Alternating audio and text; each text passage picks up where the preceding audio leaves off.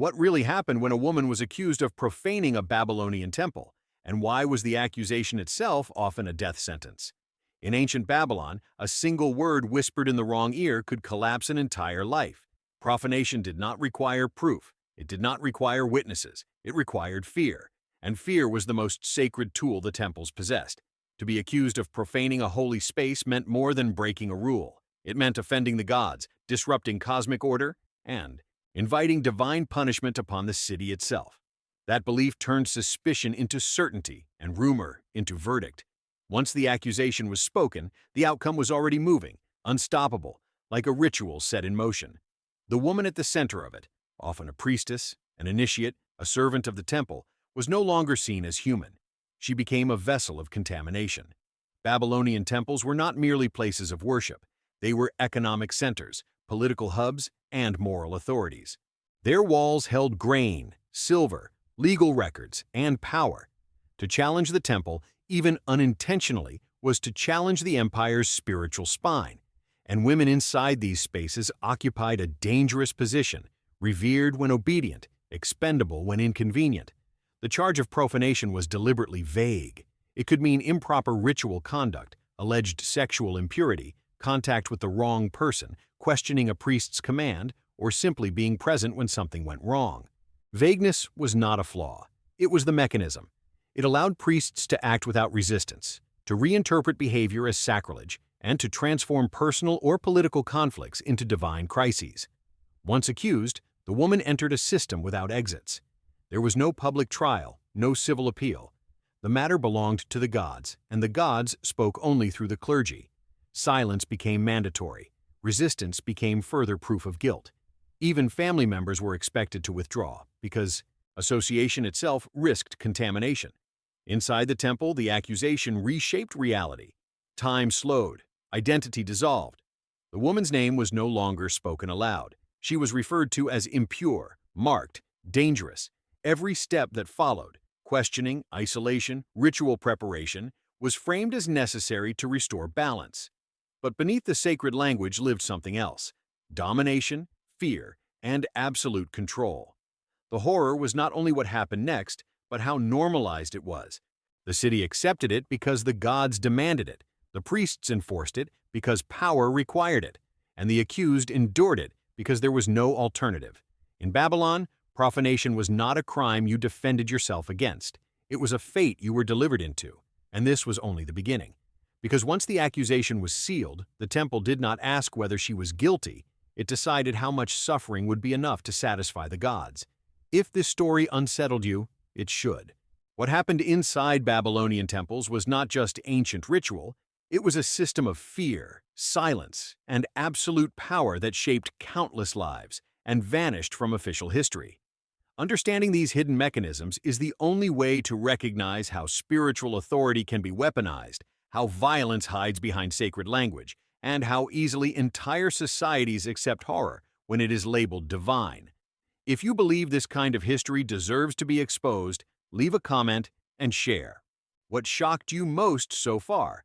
Like this video to help bring these stories out of the shadows, and subscribe to the channel if you want more raw, researched, and immersive reconstructions of what ancient empires tried to erase. Your engagement is not just support. It is part of breaking the silence that protected these systems for centuries. Not everyone could be accused of profaning a Babylonian temple. The accusation followed a pattern, and that pattern almost always led back to women who lived closest to sacred power. Priestesses, initiates, temple servants, ritual assistants, and women dedicated to specific deities occupied a paradoxical position. They were necessary for the functioning of the cult, yet permanently vulnerable to destruction by it. These women handled sacred objects, prepared ritual spaces, guarded offerings, interpreted omens, and participated in ceremonies believed to sustain cosmic order. That proximity to the divine made them visible. And visibility inside a system ruled by male priests and hierarchies was dangerous. The closer a woman stood to sacred authority, the easier it became to accuse her of misusing it. Profanation accusations rarely targeted outsiders first. They emerged from within the temple walls, a ritual performed slightly out of sequence, a prayer spoken incorrectly, a gesture interpreted as impure, contact with someone deemed unclean. Even illness, menstruation, or exhaustion could be reframed as signs of defilement. None of this required intent. Intent was irrelevant. What mattered was that the accusation could be made believable within a culture obsessed with ritual precision. More unsettling is how often accusations followed moments of tension. A priestess who gained influence, a woman whose interpretations challenged established authority, a servant who witnessed misconduct, a devotee connected to rival factions within the temple economy. Profanation became a tool of elimination. It transformed internal conflict into sacred necessity. Babylonian religious ideology framed women as spiritually powerful yet inherently unstable. Their bodies were believed to carry both fertility and danger. That belief justified constant surveillance. A woman could be revered one day and condemned the next, without changing anything she had done. The shift came from perception, rumor, or convenience. Once suspicion formed, it spread quickly. The temple community functioned like a closed ecosystem. Whispers moved faster, then facts. Silence was interpreted as guilt. Defense was interpreted as arrogance toward the gods. Other women often distanced themselves immediately, not out of cruelty, but out of survival. Association alone could invite suspicion. The accusation stripped women of individuality. Their roles, achievements, and years of service dissolved into a single label: profaner. From that moment, the narrative no longer belonged to them. It belonged to the priests, the rituals, and the divine story, constructed around their supposed impurity. What makes this system especially chilling is how rational it appeared to those inside it. The accused woman was not seen as a victim. She was seen as a risk, a threat to cosmic balance, and removing a threat was framed as protection, not cruelty. This pattern explains why records rarely describe resistance. The system was designed so that resistance confirmed the accusation, and once labeled, the woman's fate moved forward automatically, guided by ritual logic rather than human judgment. And after identifying who could be accused, the temple had to decide something even more critical: how guilt would be confirmed without ever allowing a defense. Once an accusation of profanation was spoken, the case did not move to any civil authority. It disappeared behind the walls of the temple. What followed was not a trial in any modern sense, but a controlled ritual process designed to confirm guilt, not question it. The temple became a court, without witnesses, without records meant for the public, and without the possibility of reversal. Babylonian temples operated as autonomous zones of power. Priests were not only religious figures, but legal arbiters, economists, and political actors. Inside the sanctuary, their authority was absolute. The moment a woman was accused, her fate passed entirely into their hands. There was no neutral judge. The same institution that benefited from the accusation was the one that ruled on it. The first step was isolation. The accused was removed from her duties, separated from other women, and denied contact with family. This was framed as ritual necessity, a way to prevent further contamination.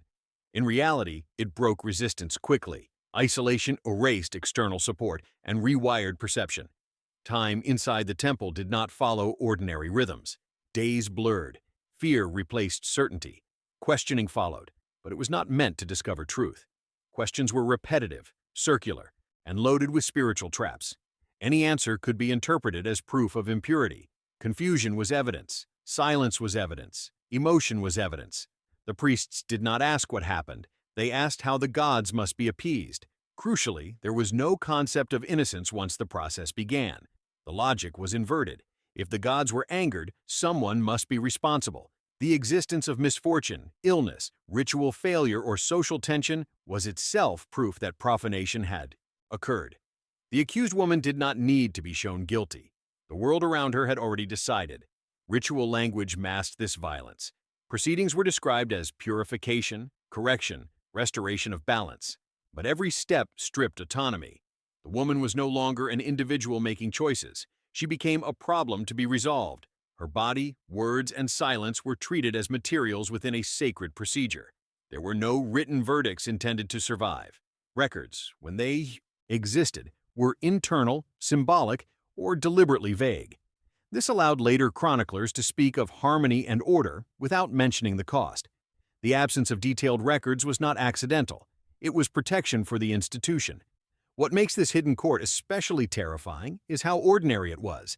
It did not rely on chaos or public brutality. It relied on procedure, on routine, on repetition.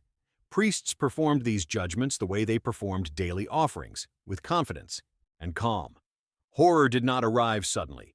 It unfolded step by step, each action justified by sacred necessity. And once the temple had confirmed guilt through its own closed logic, the next question was no longer whether the woman had profaned the sacred space, but how much suffering was required to restore divine favor. Profanation was never just a religious offense. Inside Babylonian temples, it functioned as a versatile weapon, one that could eliminate inconvenient women while appearing divinely justified.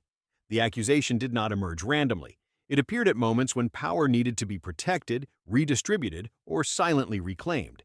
Temples were deeply embedded in Babylon's political and economic structure. They controlled land, labor, surplus goods, and access to the gods. Any disruption inside this system, especially from women who held ritual authority or influence, posed a risk. When a priestess gained followers, when an initiate questioned a ritual interpretation, or when a servant witnessed corruption, profanation offered a solution that required no explanation.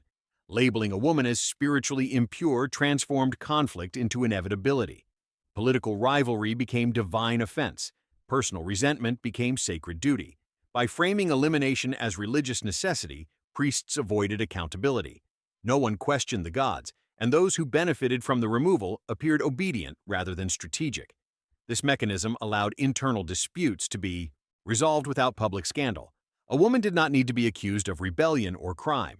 Those charges invited scrutiny. Profanation, by contrast, silenced scrutiny. It removed the case from the human realm entirely. Once the gods were invoked, logic stopped applying. The power of the accusation also lay in its flexibility. It could be retroactive. A ritual failure weeks earlier could suddenly become evidence. A dream interpreted by a priest could be cited as confirmation. Omens were selectively read. Signs were manufactured through interpretation. Reality was shaped to fit the desired outcome. Women were particularly vulnerable because their spiritual roles were already framed as unstable. Their bodies were associated with cycles, transitions, and perceived impurity. That belief allowed priests to argue that women required constant correction. A woman who challenged authority was not courageous. She was dangerous. A woman who spoke publicly was not insightful. She was disruptive to sacred order. What appears most disturbing is how efficiently this weapon functioned. No public force was needed, no soldiers, no executions in the street. The temple absorbed the problem quietly. By the time the community noticed, the woman was already gone, her absence explained as divine will. This use of profanation created a climate where obedience became survival. Other women learned quickly. Influence had limits. Knowledge had boundaries. Silence was safety. The temple did not need to punish everyone. It only needed to punish enough to remind the rest. And once profanation had done its work as a tool of elimination, the process demanded a final performance. Rituals presented as purification, but designed to imprint fear, submission, and suffering into the very structure of belief. Once guilt was ritually confirmed, the language surrounding what followed changed, but the violence did not disappear. It simply adopted a sacred mask. Babylonian temples described the next phase as purification, a necessary process to cleanse the offense and restore divine balance. In reality, these rituals functioned as punishments carefully designed to break the body, the will, and the identity of the accused woman. Purification was never about healing. It was about submission. The accused was treated as a living source of contamination, someone whose presence threatened not just the temple, but the favor of the gods themselves. Every action taken against her was framed as protection of the cosmic order. Pain was justified as medicine. Humiliation was justified as correction. These rituals varied depending on the temple, the deity involved, and the social status of the woman, but they followed a recognizable logic. The body became the site of correction. Long periods of enforced fasting weakened resistance. Isolation in confined temple spaces disoriented perception. Repetitive prayers and incantations were imposed not to comfort, but to exhaust, to replace personal thought with ritual obedience. Water rituals, often described in text as cleansing acts, could involve prolonged exposure, forced immersion, or repeated washings under supervision, accompanied by verbal accusations and reminders of guilt. The act was symbolic, but the suffering was physical. The message was clear. Impurity resided in her flesh, and only endurance proved repentance. Public humiliation also played a role, even when carried out behind temple walls. The accused might be stripped of ritual garments, her hair altered or removed, her former status erased through symbolic gestures witnessed by select members of the cult. These moments were not meant for the wider city, but they were meant to be remembered by those inside the system. Fear travels efficiently through witnesses. What makes these punishments particularly disturbing is how they were normalized through repetition. They were not improvised acts of cruelty. They were procedures. Priests followed formulas, recited words passed down through generations, and performed these rituals with confidence. The suffering of the woman was not an accident. It was the intended outcome, presented as spiritual necessity. The accused was often required to confess, not because confession altered the outcome, but because it completed the ritual narrative. Confession affirmed the authority of the temple. It reinforced the idea that the system worked. Whether the woman believed in her guilt no longer mattered. What mattered was that she spoke it aloud.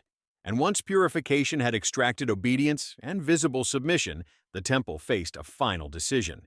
Some women were released into permanent silence, stripped of role and identity. Others were removed entirely, disappeared, absorbed by the institution in ways never meant to be recorded, because purification was never the end. It was a threshold, and beyond it waited punishments even more carefully hidden, carried out far from ritual language, but justified by everything that came before. After purification rituals had reduced a woman to silence and submission, the most severe punishments often took place away from public view, beyond the spaces officially described in religious texts. These were actions the temple did not celebrate, did not record in detail, and did not want remembered. Yet they formed a crucial part of the system. They were the final measures used when purification was deemed insufficient or when total removal was required. Some women were confined indefinitely in peripheral temple quarters, storage rooms, or auxiliary buildings, places not meant for habitation. These spaces existed at the edge of sacred geography, symbolically and physically separating the woman from both the divine and the community. Confinement was justified as containment of impurity. In practice, it erased existence. Days were marked by darkness, restricted movement, and silence enforced by threat rather than ritual. Others were transferred to labor conditions described vaguely in administrative records. Assigned to menial tasks under supervision, stripped of name and status, these women vanished into temple economies as anonymous bodies. Their punishment was not dramatic, but total. Identity dissolved through repetition, exhaustion, and invisibility. No return was expected. Survival itself became irrelevant. More extreme outcomes occurred when the accused was considered a persistent danger. In these cases, removal was permanent. Ancient sources hint at executions framed as offerings, expulsions into hostile environments, or transfers to state authorities under religious justification. Details remain scarce by design. The temple did not need to explain how impurity was eliminated, only that balance was restored. What remains chilling is the efficiency of disappearance. No public mourning, no legal trace, no space for questions. Families were discouraged from asking. Silence was enforced not through violence, alone, but through belief. To question the temple's decision was to risk association with impurity.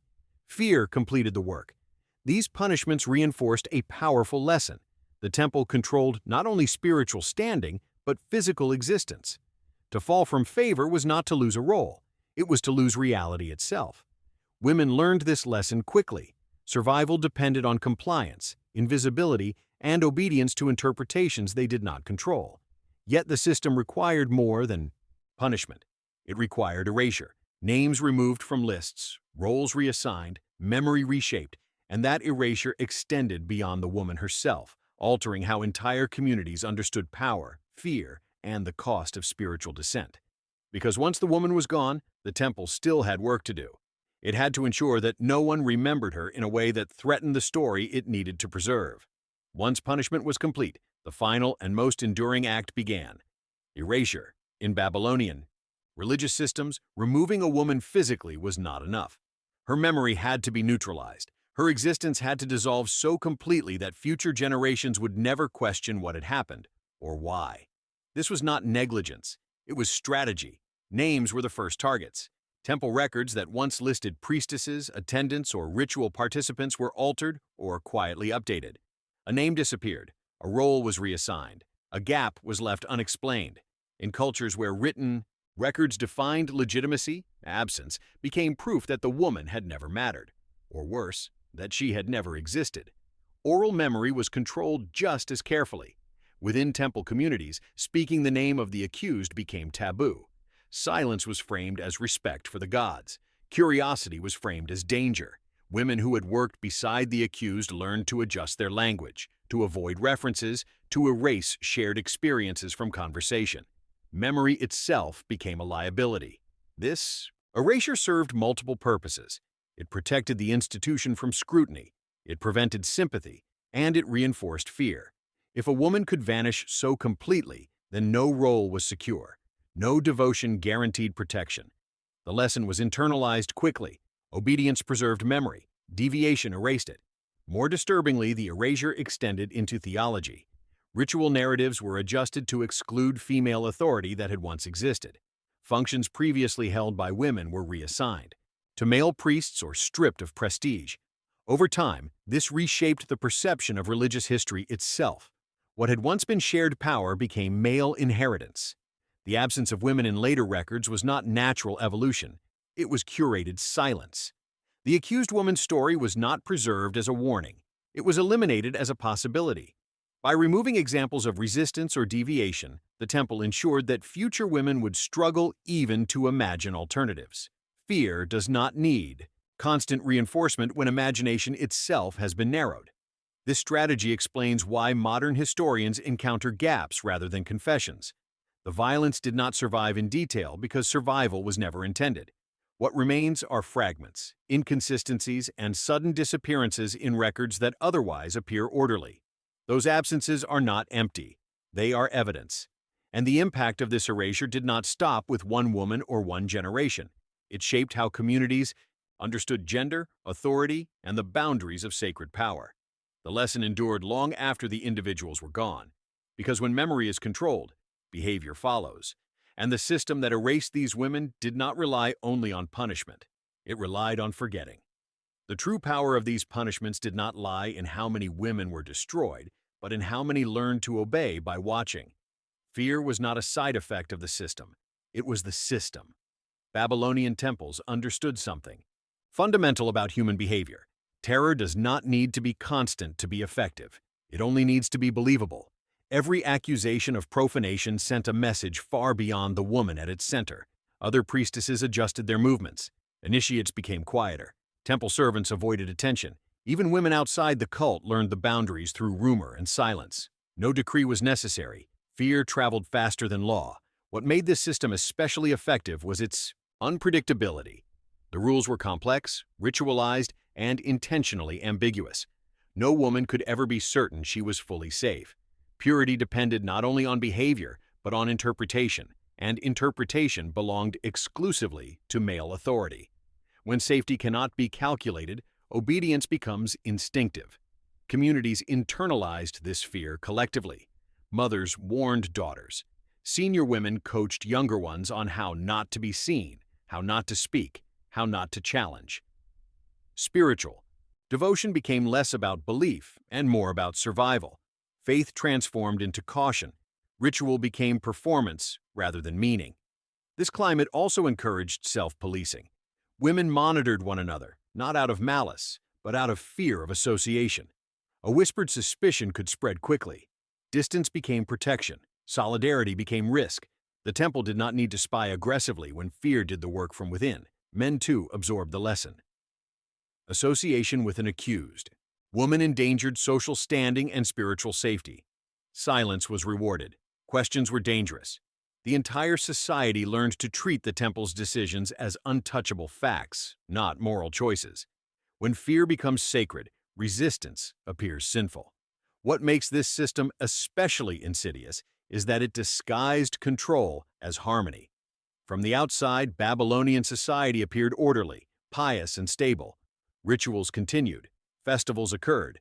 The gods were honored. But beneath that surface lived a constant tension, a quiet understanding that stability was maintained through selective destruction. This fear reshaped identity over generations. Women learned who they were allowed to be before they learned who they were. Spiritual potential narrowed. Leadership roles vanished. Creativity became conformity. The cost of stepping beyond assigned boundaries was not debate.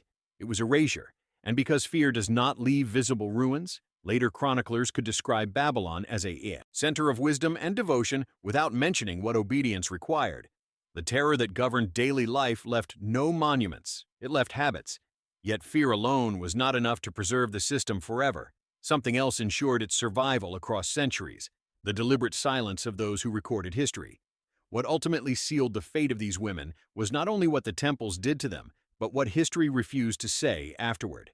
Babylon was a civilization obsessed with record-keeping, contracts, inventories, prayers, omens, laws. Everything important was written.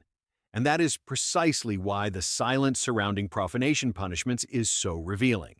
When a society that documents everything omits something consistently, omission itself becomes evidence. Scribes were not neutral observers. They were trained within temple institutions, dependent on priestly authority and bound by religious loyalty. What they wrote preserved order. What they excluded protected power. Describing ritual calendars or offerings posed no threat. Describing the destruction of women inside sacred spaces did. Those stories destabilized the image of divine harmony the temple needed to project. Instead of explicit accounts, we find gaps. A priestess listed one year and missing the next. A ritual role that suddenly ceases to exist. A regulation added without explanation. These absences appear ordinary on the surface, but when examined together, they form a pattern of controlled forgetting. Violence does not need to be denied if it can be dissolved into administrative silence. Language itself became a tool of concealment. When punishment is mentioned, it appears abstract, symbolic, stripped of human detail. Words like purification, correction, restoration, no bodies, no pain, no names. The act remains, but the victim disappears. This linguistic distance allowed later generations to inherit a sanitized version of religious authority without confronting its cost. Foreign observers, when they appear in later sources, often repeat this polished image. Babylon is described as wise, ancient, orderly, deeply religious. The temples are centers of learning. Women appear only as symbols, not as agents.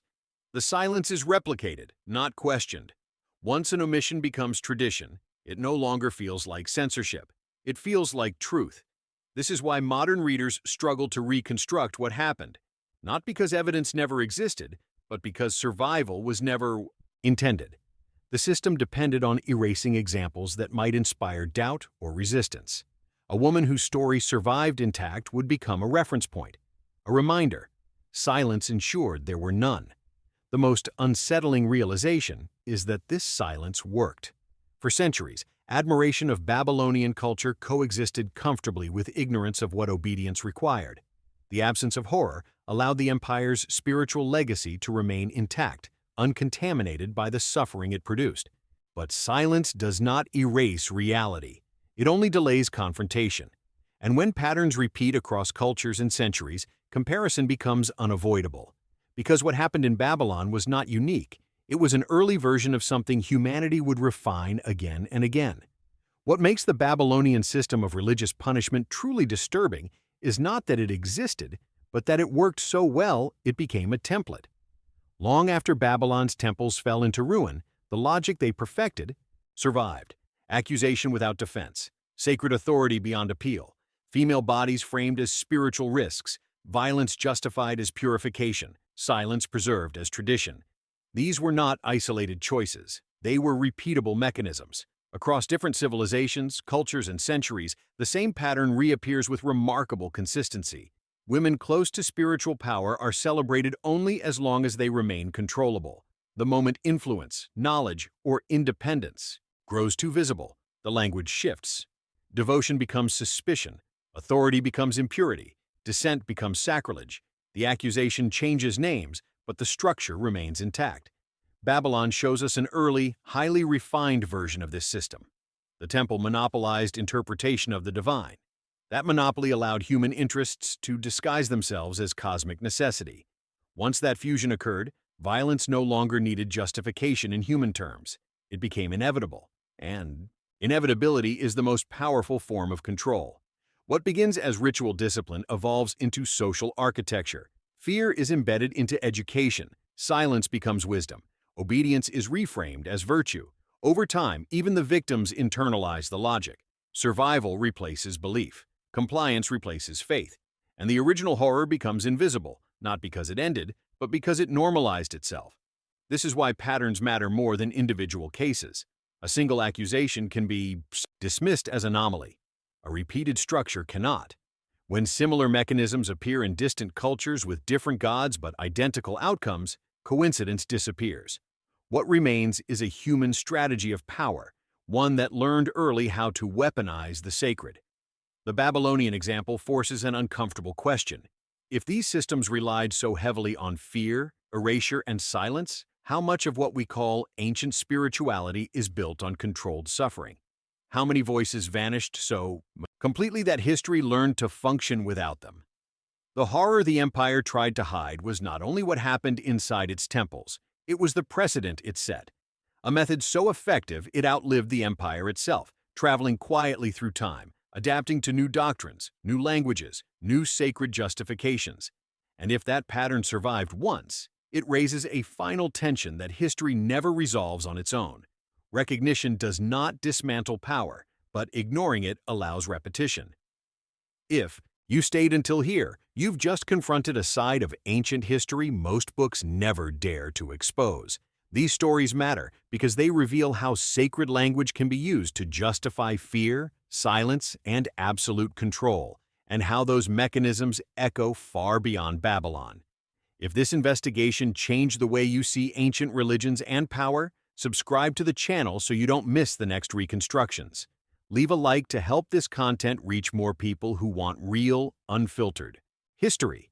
And in the comments, write exactly this phrase: "History was never innocent." That tells us you watched to the very end and understood the pattern. Now, don't stop here. Watch the next video appearing on your screen, where we uncover another hidden chapter of religious power, violence, and erased voices. Because once you start seeing these patterns, you can't unsee them.